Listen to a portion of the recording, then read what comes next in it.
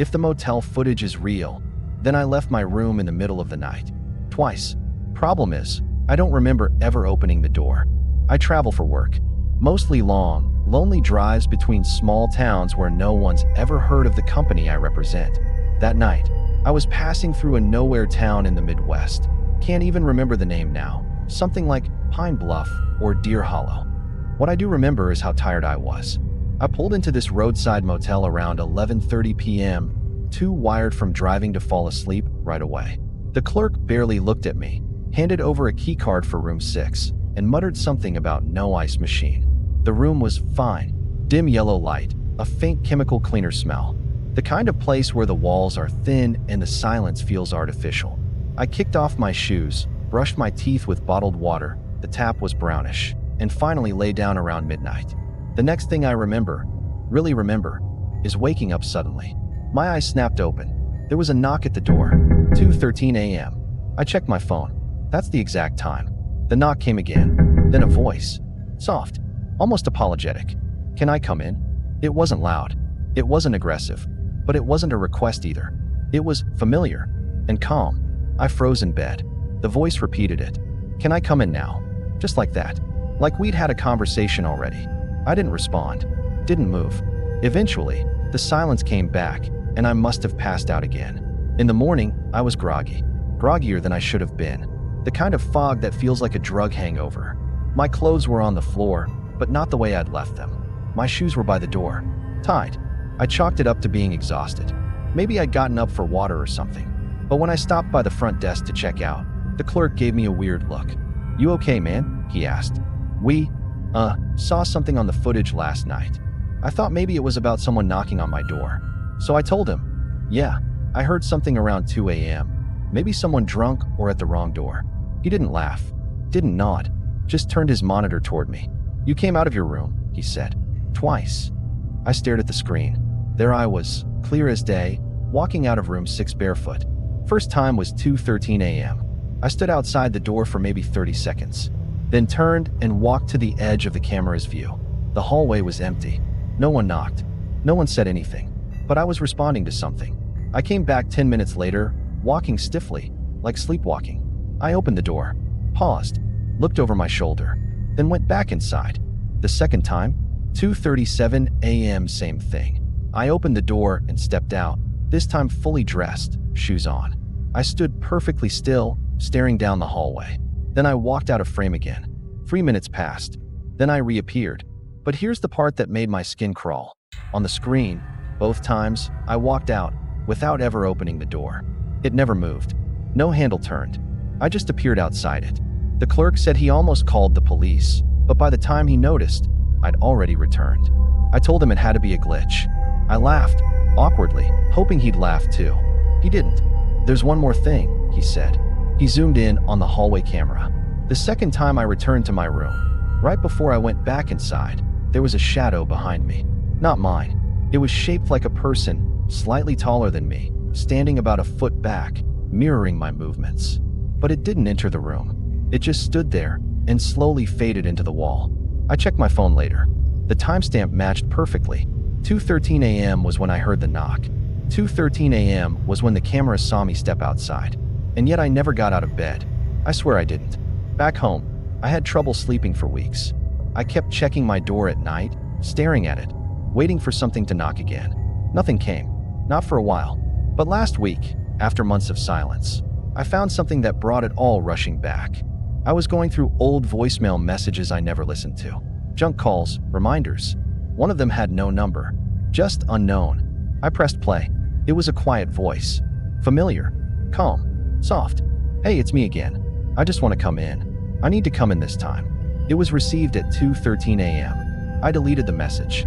But my phone keeps glitching at that same time every night now. And sometimes, when I look at the front door through the peephole, there's a shadow standing behind mine.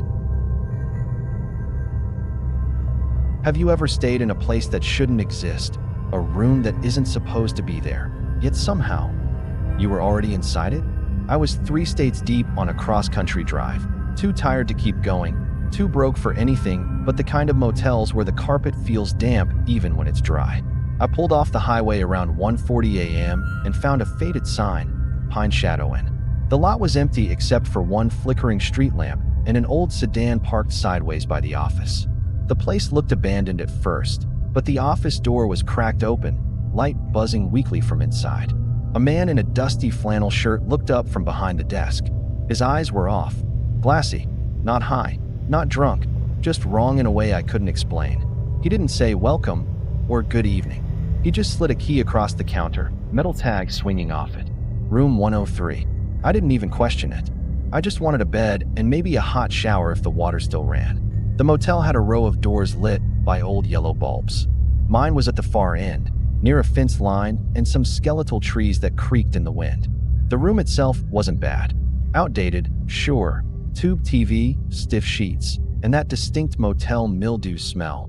But the lamp worked, and the heat kicked on when I tried the wall unit. I remember thinking, maybe this place isn't so dead after all. I barely checked my phone before crashing face down on the bed. Around 3:20 a.m., I woke up gasping, like someone had just yanked me out of a deep pool. My room was freezing, colder than it should have been even with the old heater. I sat up and heard it. Bang, bang, bang, from inside the wall behind me.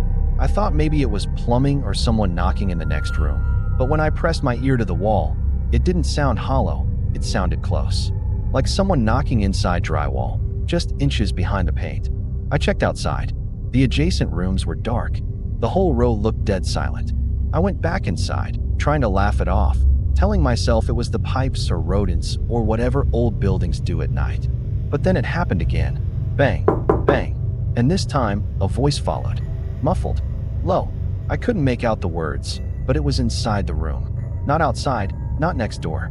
I turned off the heater, the TV, everything. The sound didn't stop. So I did what most people would do.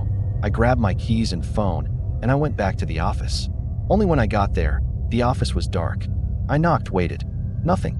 Knocked again. After a few minutes, I gave up and pulled out my phone to check if there was another number listed online. But the listing for Pine Shadow Inn wasn't showing up anymore. Like it had vanished. Even the number in my call log, gone. I banged harder. That's when the office door creaked open on its own. I stepped in. The room was musty, cold, the kind of cold that doesn't feel natural. Papers were scattered across the counter, and the computer screen was frozen on what looked like a guest list. I looked. There were only 2 names on it. The last entry? Room 103, occupied. Do not assign. I stared at it, my heart pounding. Do not assign. What did that mean? A noise behind me made me turn. A man was standing just outside the office window, watching me. Not moving, just staring. It was the same man who checked me in, but now he looked different. His clothes were wet. His skin had that bloated, pale look.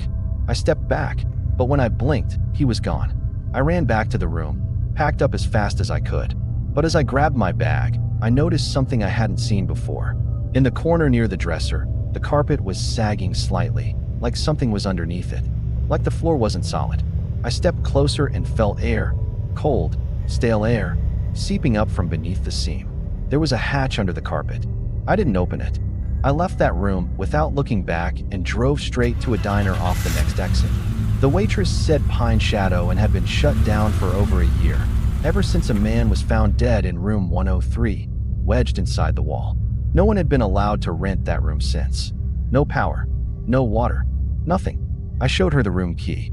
She just backed away and said, "You need to leave that here." I tossed the key in a trash bin at the back of the building before getting back in my car. But that night, when I pulled into another motel hours later, something made me pause before heading inside.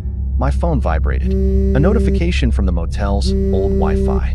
Room 103 guest has joined the network. I never connected to the Wi-Fi. I didn't even enter the password. So how did that room, that ghost of a room, follow me across state lines? And what would have happened if I'd opened that hatch? You ever try to return to a place you know you stayed in, only to find out it hasn't existed for years? I was driving through Arizona on my way to visit my sister in California. The desert stretched forever, the kind of drive that gets under your skin, monotony, heat, and the weird emptiness that makes you feel like you're being watched even when there's no one for miles. Around 9 p.m., I realized I wouldn't make it to the next real town before midnight. I was tired, my AC had gone out, and I just needed a bed and a working lock.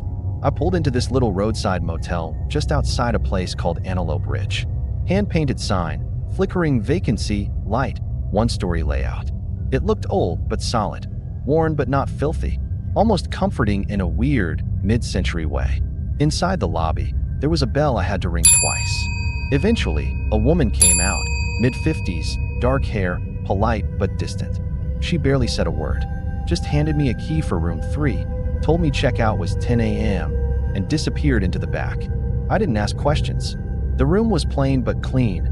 Old wallpaper, a humming mini fridge, a TV with static, and a bed that smelled like mothballs and bleach. It was the kind of place that felt frozen in time. There were no USB ports.